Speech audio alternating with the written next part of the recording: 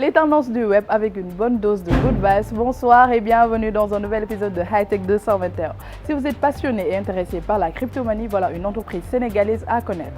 Sencoin, il a été créé par de jeunes Sénégalais. Ils sont non seulement dans l'éducation mais aussi dans la formation de tout ce qui est Bitcoin et crypto. Nous avons reçu Omar Seck, fondateur du groupe.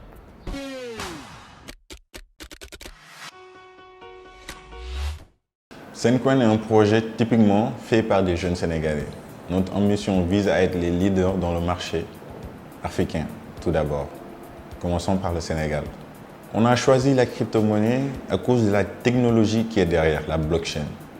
C'est une technologie qui nous permet de faire plusieurs métiers, on peut dire, plusieurs activités. Avec cette technologie, dans l'assurance, il peut y avoir un changement. Dans les prêts bancaires aussi, il peut y avoir des changements là-dessus, notamment dans les élections. On peut l'utiliser avec les smart contracts. Donc, c'est une technologie infalsifiable sans aucun organe central. Les services que propose Sencoin, divers, mais ils sont au nombre de 6, dont le Sencoin Wallet, Sencoin Academy, Sencoin Incubateur. En même temps aussi, nous sommes présents dans le volet santé, éducation et formation. En même temps aussi, il y a le volet crypto-enthousiaste. Et pour finir, il y a le volet projet et partenariat. On peut dire que le plus grand challenge du Bitcoin au Sénégal, actuellement, c'est la formation. Parce qu'on ne peut pas utiliser une technologie qu'on ne maîtrise pas. Notre premier point fort, ou bien notre premier pas sur ça, c'est la formation. Et nous offrons des formations gratuites à qui veut en savoir plus ou bien en apprendre. Du coup, on est dans cette optique avant de pouvoir proposer nos solutions, l'éducation et la formation.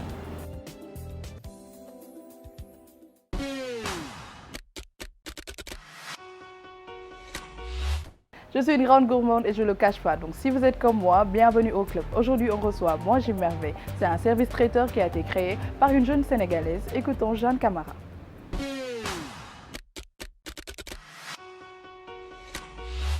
Moi J'ai Merveille est une entreprise de restauration, pâtisserie, boulangerie, viennoiserie. Moi J'ai Merveille aussi fait aussi de l'événementiel. Nous organisons des réceptions, des buffets, cocktails, mariages, baptêmes, anniversaires. Et nous gérons aussi tout le service traiteur et l'organisation. Les réseaux sociaux nous offrent de très grandes opportunités pour avoir de potentiels clients. Parce que la majorité de mes publications se font sur Facebook. Moi J'ai Merveille a une page Facebook, une page Instagram. Donc j'utilise beaucoup les stories et c'est de là que beaucoup de clients me contactent. D'ailleurs, nous utilisons les stories WhatsApp, Facebook, Instagram. Nous publions quotidiennement nos plats du jour dispo. Nous prenons aussi sur commande. Nous prenons sur commande et puis les commandes se font de la veille ou bien le jour J, ça dépend. Ça dépend de la commande. Parfois, la vente en ligne présente quelques difficultés parce que tu ne peux pas convaincre à 100% le client. Donc, nous avons parfois des bons commentaires, des gens qui apprécient vraiment le service, qui publient. Et après, nous utilisons des captures pour encore publier dans les stories et tout. Donc, c'est de là qu'ils voient les publications, appréciations clients et tout, et ils viennent. D'ailleurs, le bouche à oreille nous aide beaucoup et c'est de là que nous parvenons à convaincre nos clients.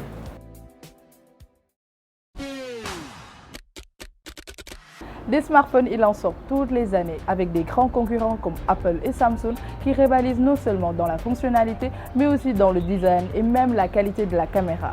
Mais toutefois, ces téléphones ne sont pas donnés à tout le monde, donc nous avons posé la question à savoir comment vous voyez la sortie récurrente des smartphones.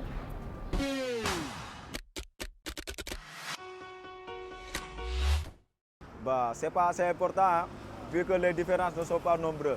Moi, franchement, je trouve ça bien d'un côté, mais aussi de l'autre côté, je trouve pas ça très bien parce que ils sortent énormément de téléphones et après, ça fait que les téléphones qu'on a, on est obligé de les jeter pour acheter les nouveaux téléphones. C'est une bonne chose parce qu'à chaque sortie, forcément, il y a de nouvelles fonctionnalités qui naissent et c'est notre arrangement à nous qui sommes des addicts au téléphone. Ces derniers temps, il y a beaucoup de sorties de nouveaux téléphones. Ça se voit qu'il y a la concurrence, il y a le besoin d'innover. Et c'est vrai également, c'est très attractif par rapport aux demandes des clients en fait. Est-ce que vous serez prêt à acheter le dernier smartphone de cette année? Oui, si j'en avais les moyens, oui. Personnellement, si mes besoins font que oui, mais sinon, non, franchement non. Non, franchement non. Pas pour des millions ou des mille, en fait, c'est trop cher. Même si j'avais les moyens, je n'allais pas acheter parce que j'ai d'autres trucs à gérer. Hein. Je préfère avoir un téléphone qui coûte 50 ou 100 000 que d'acheter un téléphone à 300 000. iPhone 14, Samsung Fold 4, Pixel 7, que des smartphones sortis en 2022. Les géants du mobile rivalisent et se challengent chaque année avec ces designs à couper le souffle. Des qualités de caméra qui n'ont rien à envier aux caméras professionnelles. Vous achetez un nouveau téléphone pour ses fonctionnalités ou parce que c'est tendance? Pour moi, c'est la fonctionnalité. En achetant un téléphone, je vais voir s'il a la capacité de pouvoir contenir certains documents qui valent avec mon travail ou avec mes cours. Moi, j'achète plus un nouveau téléphone pour ses fonctionnalités, au fait. Parce que moi, je travaille beaucoup avec mon téléphone. J'ai beaucoup de cours sur le téléphone, donc je l'achète vraiment pour ses fonctionnalités. Bon, je dirais les deux. Déjà, pour la tendance, c'est très classe d'avoir le nouveau téléphone qui vient sortir. Également, le plus même, je dirais, c'est pour les fonctionnalités. Parce qu'à chaque fois qu'un nouveau téléphone sort, il y a de nouvelles fonctionnalités qui sont beaucoup plus intéressantes par rapport aux fonctionnalités précédentes en fait, c'est ça. J'achète plus un téléphone pour ses fonctionnalités. Car comme avec Apple, chaque nouveau téléphone a de nouvelles fonctionnalités. Et comme je l'ai dit tantôt, nous qui sommes addicts au téléphone et aux réseaux sociaux, c'est une bonne chose pour nous. La fonctionnalité en premier, puis la qualité image et vidéo, voilà les deux raisons principales pour les consommateurs. D'autre part, il y a des fans qui sont adeptes à une marque et achètent toutes les nouveautés de celle-ci. Ils vont même jusqu'à les collectionner. Quel est votre téléphone de rêve? Là, c'est l'iPhone 14, forcément. Que des iPhones. J'aimerais avoir que des iPhones. Moi, c'est Samsung Flip. Oui. C'est plus confortable et il y a beaucoup de flow, quoi. C'est le téléphone que Elon Musk il a dit veut sortir, le modèle Tesla. Franchement, ça c'est mon téléphone de rêve. Quelle que soit la raison, on est obligé d'acheter un nouveau téléphone, soit poussé par la tendance et les grandes promotions publicitaires, soit faire un achat réfléchi par rapport aux fonctionnalités.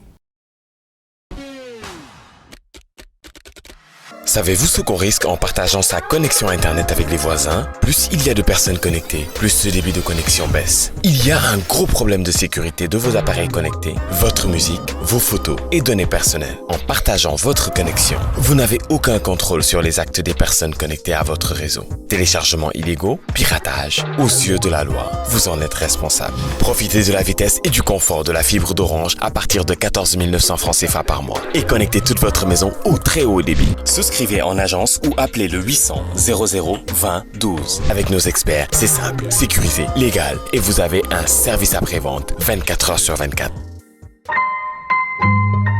Orange.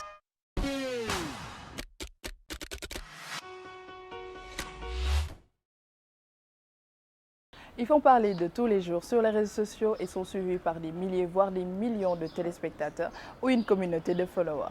Aujourd'hui, on parle des influenceurs et je reçois l'un des influenceurs préférés des Sénégalais. Alpha, bonjour. Bonjour Awa, j'espère que tu vas bien. Ça va bien et toi? Ça va, en tout cas, je suis ravie de te recevoir. Aujourd'hui, je vais te laisser te présenter à nos chers téléspectateurs. Alors, Alpha Ousmansi, dit Alfizi, sur les réseaux sociaux. Je suis entrepreneur, je travaille dans la communication et également influenceur. Ok, on va parler aujourd'hui des influenceurs, qui est un métier quand même très controversé. Quand on parle d'influenceurs, on dit ouais, ils influencent qui? Ils sont beaux, c'est pourquoi on les suit.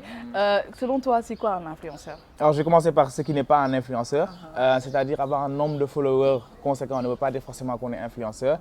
Il faut faire la différence entre créateur de contenu, qui je trouve est un truc beaucoup plus artistique qu'être seulement influenceur. Donc pour moi, être influenceur, c'est quelqu'un qui a une communauté et qui est capable d'influer sur cette communauté, quelle que soit la cause. D'accord.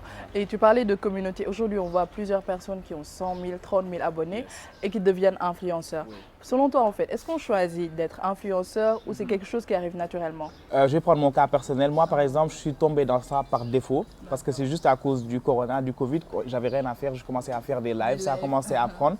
Et au fur et à mesure, mon nombre de followers montait et tout, mais je me suis rendu compte que ce n'est pas forcément ça qui faisait de moi un influenceur. Exactement. Donc j'ai essayé de bâtir une communauté autour de moi, des gens qui avaient peut-être les mêmes comment dire, les mêmes centres d'intérêt, les mêmes passions que moi. Et c'est grâce à ça que j'ai réussi à créer une communauté. D'accord. Et tu parlais des créateurs de contenu. Oui. Aujourd'hui, dans votre cercle d'influence, il y a des personnes qui ont plusieurs abonnés, qui travaillent avec des marques.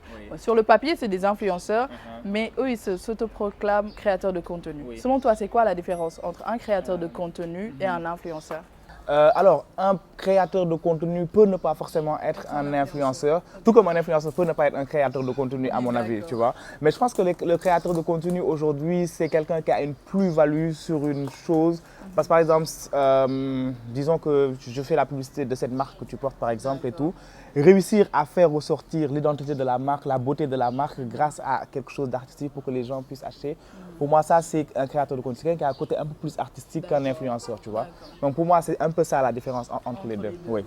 Et on va revenir sur toi, tu parlais des lives que tu faisais, je pense que tout le monde suivait tes lives. C'était là, en tout cas, tu étais presque notre voisin durant le confinement. Et comment tu as su créer une grande communauté, que ce soit sur Instagram et sur Twitter aussi? Alors, d'abord, ça a commencé sur Twitter parce que de base, j'ai toujours été sur Twitter depuis très longtemps. Et les lives, c'était, comme je t'ai dit, par hasard, c'était pendant le confinement, le couvre-feu, on n'avait rien à faire, on a démarré par hasard. Et au fur et à mesure, on commençait, on faisait des lives sur tous les thèmes, sur tous les sujets, on invitait des artistes et ça a tourné autour de ça de manière générale. Et forcément, vu qu'on était tous enfermés, ça a forcément créé un lien entre nous, tu vois. Comme tu dis, c'est comme si j'étais chez toi, parce qu'on passait presque 4-5 heures de temps sur le téléphone et tout. Donc je pense que c'est comme ça que ça s'est fait, que c'est devenu plus, je dirais même pas des followers, mais c'est vraiment, parce que moi-même je dis, mon compte Instagram, il appartient à tous les gens qui me follow, tu vois, ça n'appartient pas juste qu'à moi, tu vois. Exactement, donc c'est ça qui a créé cette communauté et que je puisse être aussi proche avec les gens. Et aujourd'hui, tu as aussi une expérience dans le milieu de l'influence. Comment tu vois le milieu de l'influence au Sénégal? Parce que des fois, on a l'impression que tout le monde est influenceur ici. Bon, déjà, je vais commencer par le positif parce qu'il y a beaucoup de négatifs, mais le positif, c'est que ça avance, quoi que l'on puisse dire, tu vois, parce qu'on voit de plus en plus d'influenceurs qui ont aujourd'hui cette, comment dire, cette touche de créativité, qui ont cette prise de parole aujourd'hui qui compte pour beaucoup de gens, tu vois. Et dans le sens contraire, c'est que aussi tout le monde s'autoproclame un peu influenceur, tu vois. C'est comme entrepreneur, tout le monde s'autoproclame entrepreneur, tu vends des trucs, n'importe quoi, tu dis que tu es entrepreneur. Donc c'est un peu la même chose par rapport à ça. Mais je pense qu'on devrait plus cadrer la chose, qu'on puisse définir qui est influenceur, qui ne l'est pas. Mais ouais, il y a beaucoup de choses. L'univers c'est de manière générale. Super. Et maintenant, en fait, on quitte le Sénégal pour partir dans un plan beaucoup plus international. C'est juste pour un exemple. Aujourd'hui, quand on prend la France, les États-Unis, il y a des jeunes qui sont à temps plein influenceurs. Ils se lèvent, c'est leur taf. Est-ce que tu penses qu'ici, c'est possible de faire ça? Non, il y en a qui le font ici. C'est juste peut-être qu'ils ne le montrent pas, mais moi je connais peut-être des gens, ils se cachent parce que le Sénégal, tu vois, tu n'as pas vu que tu vis juste avec ton téléphone, tu te fais des millions. Mais si, il y en a qui ont des gros contrats d'années. Tu vois, qui mangent beaucoup d'argent sur ça et tout. Donc oui, c'est clairement possible et ça arrive. C'est là, bon, ils ne sont pas nombreux, mais ça arrive. Et c'est les marques qui payent et on va parler d'eux. C'est quoi ta relation avec les marques? J'ai une bonne relation avec eux parce qu'en plus je fais des événements, donc la plupart ils m'accompagnent dans mes événements et j'essaie toujours de garder le lien, le contact et tout. Et oui, et la plupart du temps, franchement, je choisis aussi les marques avec qui je travaille. Donc franchement, j'ai une très bonne relation avec eux et, ouais, et j'aime bien grandir avec une marque aussi de manière générale. Et juste une dernière question, parce que je pense que tu es un exemple à suivre quand on parle d'influenceur, parce que tu gères bien ton image. Et aujourd'hui, les marques, ils choisissent un influenceur, certes à cause de la communauté, mais aussi en grande partie par l'image. Aujourd'hui, comment tu arrives à gérer, parce que c'est hyper difficile d'avoir le même image en fait qu'on a sur Instagram et que quand on te voit dans la vraie vie. Bon, moi, en fait, comme je t'ai dit, je suis tombé sur le truc par hasard.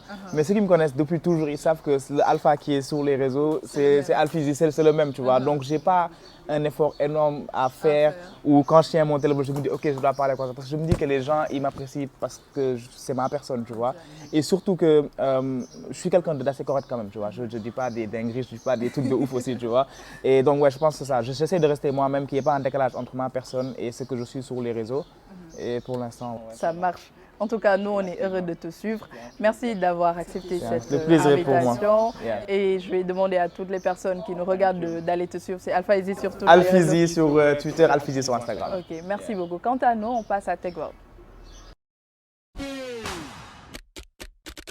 Dans une cuisine, on retrouve un réfrigérateur ou même un four. Maintenant, il est possible d'avoir une haute aspirante.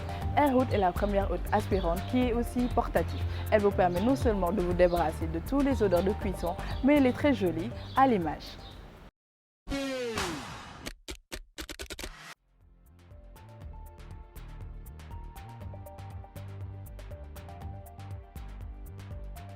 est la première hotte portable au monde. Un ventilateur solide aspire les fumées de cuisson en les passant à travers un filtre à charbon actif. Il dure des mois d'utilisation avec des pièces de rechange incluses. Le filtre à huile d'Airwood se débarrasse des particules de graisse présentes dans la vapeur créée par la cuisson, l'empêchant de se séréner et de créer un film jaunâtre sur toutes les surfaces de votre cuisine. Après tout, la prévention est le meilleur remède pour une cuisine en désordre.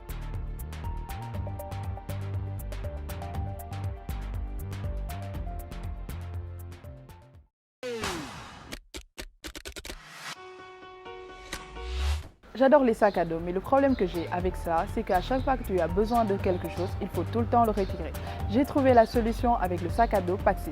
Il est composé d'un compartiment qui est rotatif pour prendre tous les matériels que vous voulez sans avoir à retirer votre sac.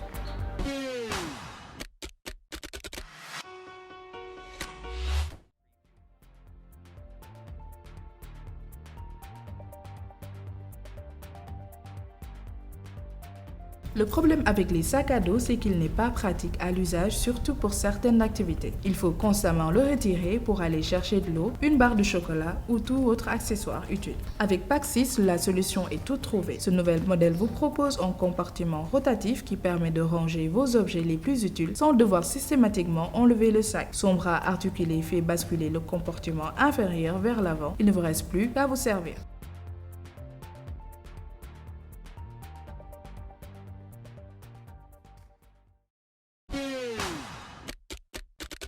Je suis ravie de vous retrouver comme tous les dimanches dans Hightech 221. On se retrouve dans 15 jours et je remercie Mawas qui nous a reçus dans ce magnifique cadre et Sofato pour la tenue.